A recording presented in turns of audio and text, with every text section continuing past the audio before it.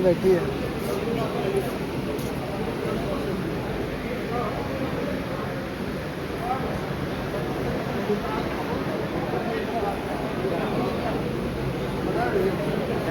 चले जाओ इधर सामने से, सामने से।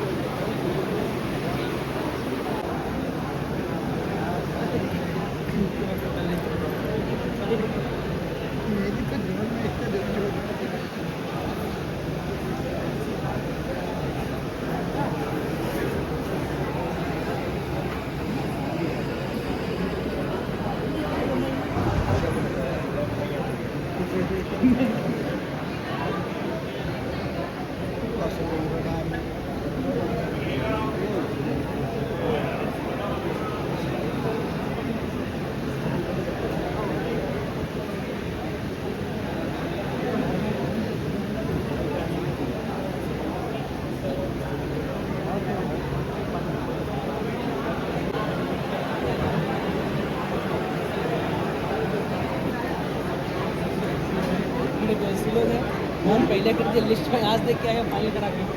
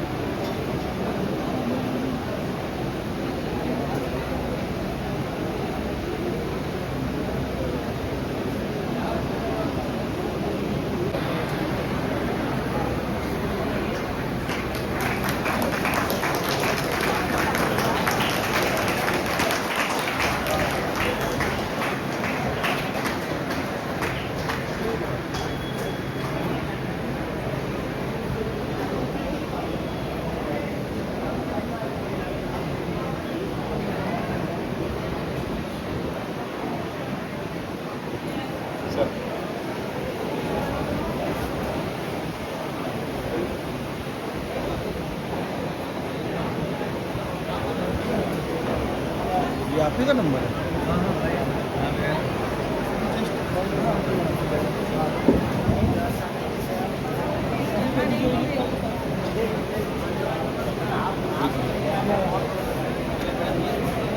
Teachers and my dear fellow students, मैं चाहूंगी कि आप करतब ध्वनियों के साथ हमारे सभी मंचासीन अतिथियों का स्वागत करें।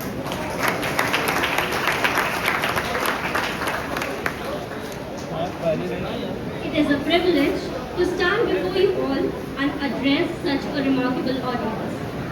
I would like to take this opportunity to express my gratitude for your presence and support for the event, which I am sure will enrich our understanding and drive us forward.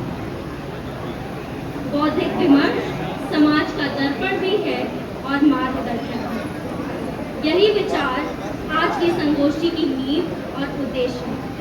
इस संवाद के माध्यम से हम जन सरोकार और पर्यावरणीय नीति निर्माण वीरा मधुर बजाना होगा, माँ शारदे तुम्हें आना होगा, वीरा मधुर बजाना होगा, मेरे मन मंदिर में मैया आना होगा, माँ शारदे तुम्हें आना होगा, वीरा मधुर बजाना होगा, माँ शारदे तुम्हें आना होगा, वीरा मधुर बजाना।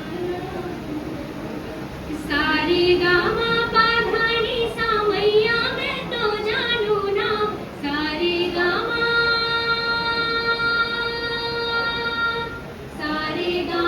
पाधानी सामैया मैं तो जानू ना, सात स्वरों को मैया मैं तो पहचानू ना।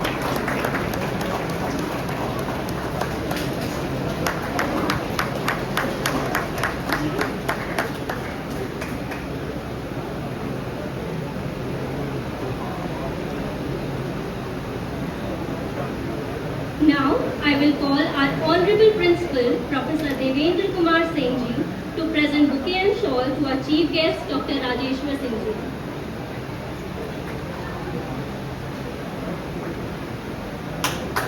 महंत श्री विवेक तांगड़ी जी हैं, किसका नाम लूं, अरुण जी हैं, राजकरण सिंह जी हैं, भानु भाई हैं।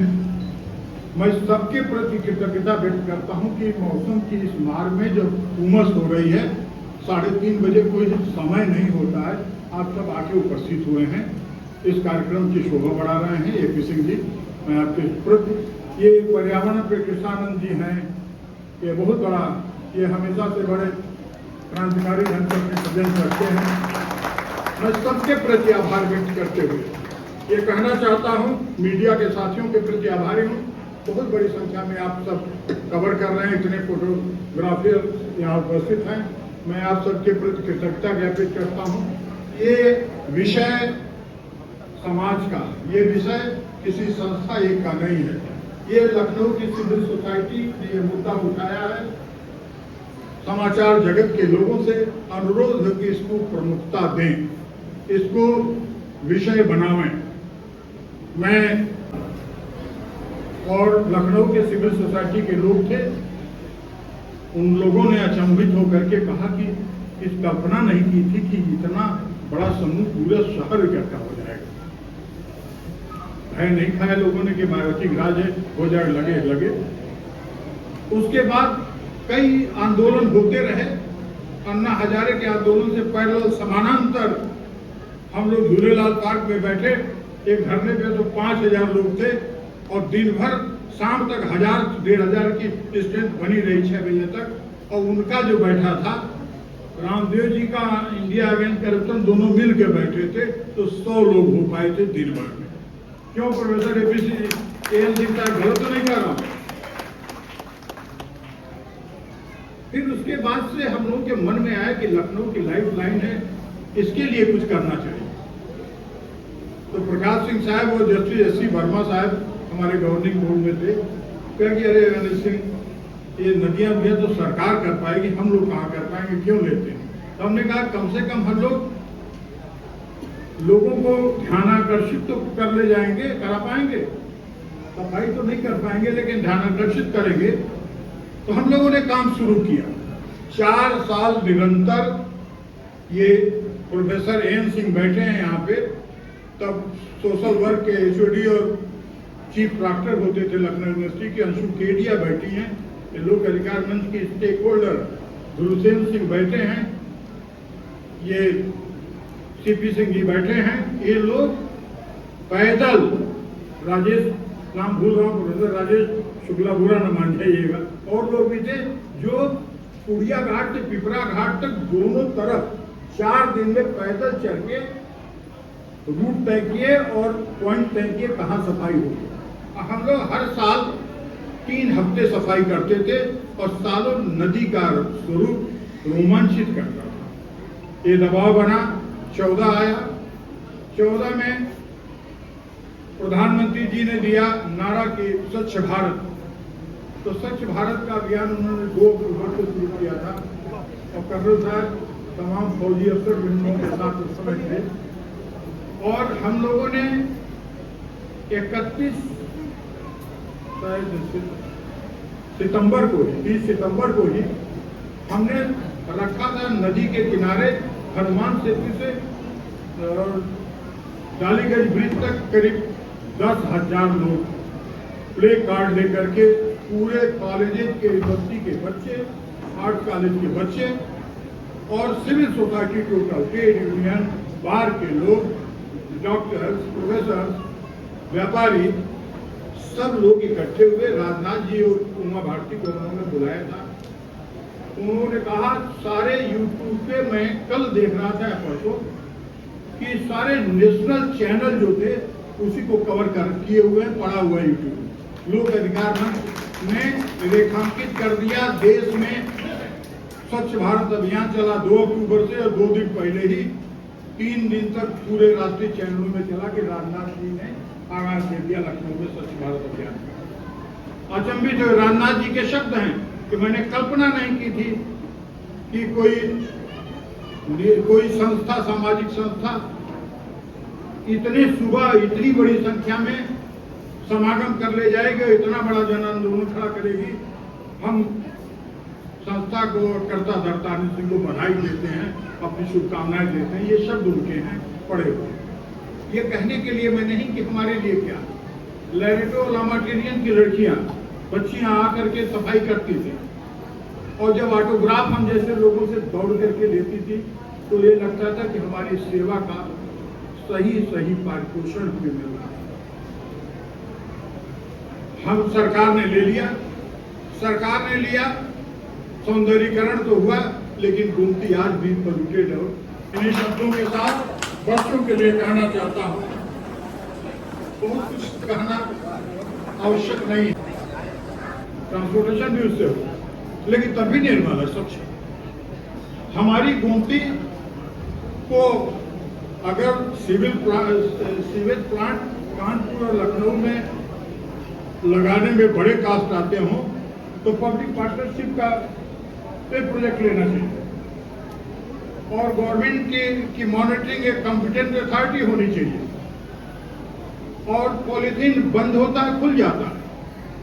मैं बच्चों के लिए कहना चाहता हूं, स्वीडन की एक बच्ची थी 2018 में 15 साल की उम्र में, ग्रेटा थुनबर्ग, उसको बेचैनी हुई, उलझन हुई। एक खतरनाक है, तो आईआईटीएन है वहां पे, शिल्प कर्म जान ही नल नीला, लेकिन जिसकी बात तानी साहब से मैं कहना चाहता हूं, है कपि एक महाबल सीला, है कपि एक महाबल सीला। धन्यवाद सर। तो भूमसेन सिंह सर हमारे लेक्चर लेंगे। हनुमान जी के बिना इस देश का कल्याण नहीं होगा, तो आप हनुमान जी की एक पुस्तक भी सर ने लिखा है, आइए भूमसेन सिंह।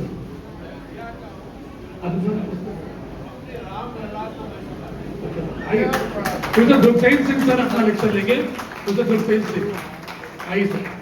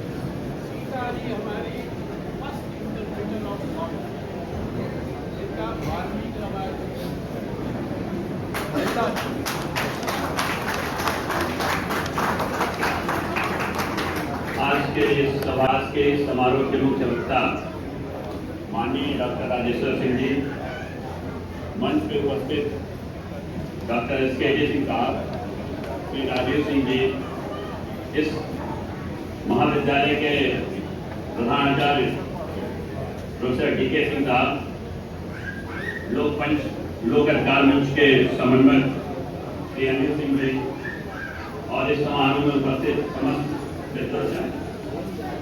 सबसे पहले तो मैं लोक अधिकार मंच के श्री अनिल सिंह साहब को ये धन्यवाद देना चाहता हूँ, जिन्होंने इतने समसामयिक विषय पर ये चर्चा रखी।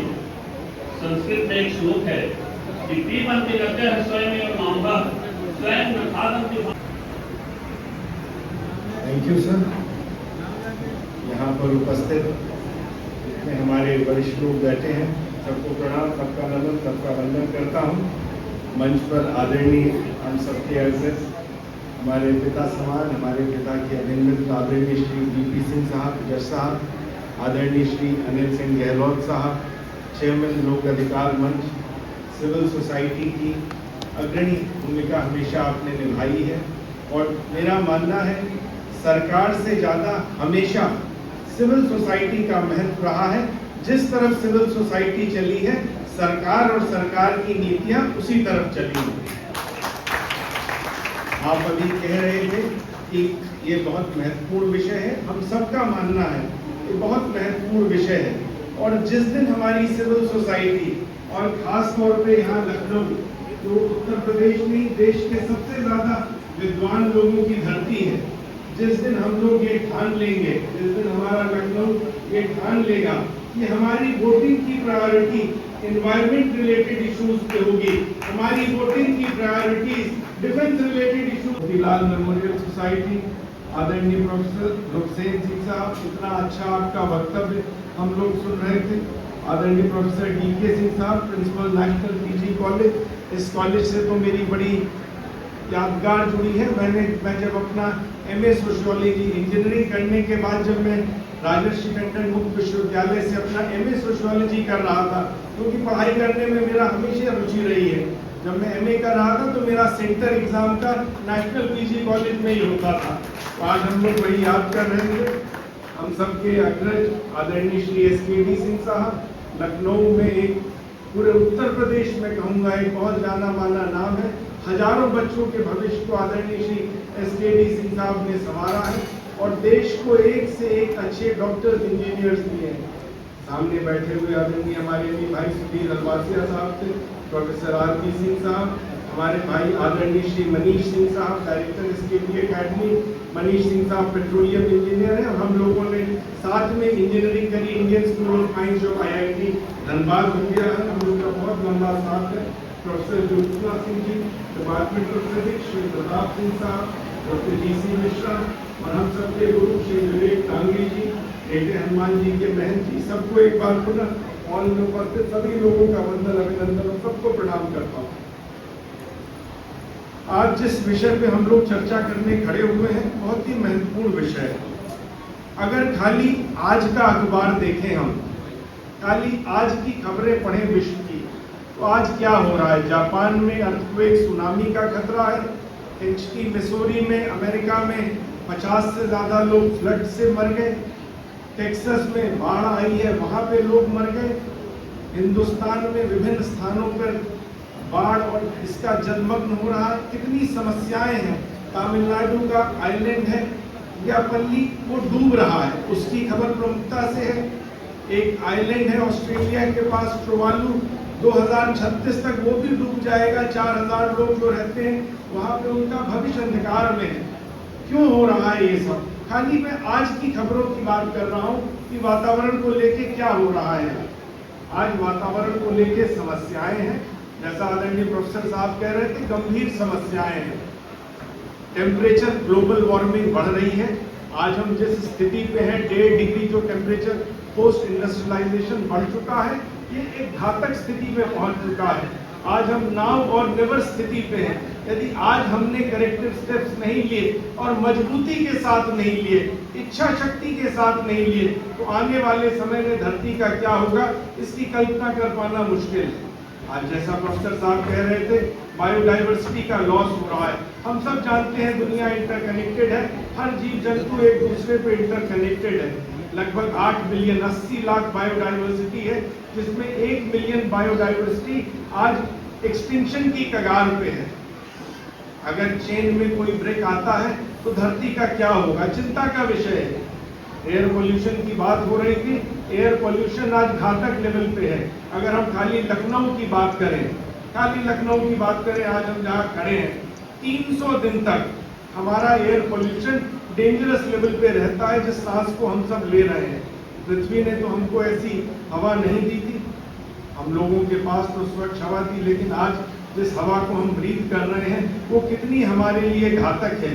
वर्ल्ड का एक स्टैंडर्ड है 5 मिलीग्राम पर क्यूबिक मीटर, माइक्रोग्राम पर क्यूबिक मीटर, और आज हम लखनऊ में पहुंच जाते हैं 150 से 200, नवंबर में 250 तक।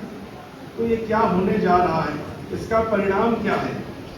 विश्व में लगभग 25 लाख से ज्यादा लोग खाली वायु प्रदूषण से समय से पहले उनकी मृत्यु हो रही है। वायु प्रदूषण के कारण इन सब चीजों को हमें कर रही है, और सारे देश देख रहे हैं कि बच्चे भी कितना चिंतित हैं एनवायरनमेंट को लेके।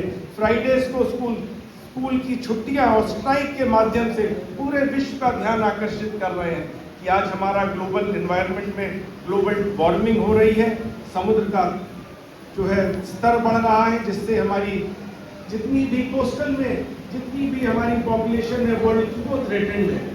बायोडाइवर्सिटी का लॉस हो रहा है, उसके कारण समस्याएं आ रही हैं। लगातार इन समस्याओं से हमें निपटना है। एक कंसेप्ट आया था ग्लोबल फुटप्रिंट नेटवर्क का, आदरणीय प्रोफेसर साहब जानते हैं, 1970 में जब वर्ल्ड ओवरशूट डे कि जितना पृथ्वी उत्पादन कर रही है उसकी हम खपत कितने दिन में कर रहे हैं। ग्लोबल फुटप्रिंट नेटवर्क करके एक ऑर्गेनाइजेशन है, जरूर आप सबका ध्यान बच्चों का विशेष रूप से आकृष्ट करूंगा। जब 1970 में शुरू हुआ तो वर्ल्ड ओवरशूट डे 25 दिसंबर तक था कि जितना पृथ्वी बना रही है, उत्पादन कर रही है, सस्टेनेबल डेवलपमेंट की जो बात कर रहे थे प्रोफेसर साहब, वो 25 दिसंबर तक हम उसकी खपत कर दे रहे थे। 5 दिन हम माइनस में थे। आज 1970 से 2025 की हम बात करें, आज 1 अगस्त तक जितना पृथ्वी साल भर में उत्पादन करती है हम उसकी खपत कर देते हैं। उसके बाद हम पृथ्वी का अनावश्यक दोहन कर रहे हैं, एक्सप्लॉइटेशन कर रहे हैं अर्थ का। तो ये कितने दिन पृथ्वी सर्वाइव करेगी? ये सर्वाइव ऐसे नहीं करेगी। समय निर्णायक भूमिका का है और सरकारें अब इस बात को समझ रही हैं। सारी सरकारें सीरियस भी हैं। हमारी भारत सरकार आदरणीय मोदी जी के नेतृत्व में COP26 ग्लासगो में हुआ 2021 में, वहाँ पे उन्होंने कहा, उन्होंने जो है संकल्प लिया कि हमें कार्बन फुटप्रिंट घटाना है, हमको जो है सस्टेनेबल डेवलपमेंट की ओर बढ़ना है, हमको रिन्यूएबल एनर्जी, हमें हिंदुस्तान की रिन्यूएबल एनर्जी, चाहे सोलर एनर्जी हो, चाहे विंड एनर्जी हो या हाइड्रो एनर्जी हो, उसको और आगे बढ़ाना है। और आपको जान के हर्ष होगा, सरकार के प्रयासों के बाद आज हम विश्व में सस्टेनेबल डेवलपमेंट की ओर बढ़ते हुए रिन्यूएबल एनर्जी में विश्व में चौथे स्थान पे आ गए हैं और 200 मेगावाट से ज़्यादा आज हम रिन्यूएबल एनर्जी बना रहे हैं। ये हमारी इच्छा शक्ति का परिणाम है, ये हिंदुस्तान की इच्छा शक्ति का परिणाम है। जो चीज़ हम ठान लेते हैं उसको करते हैं।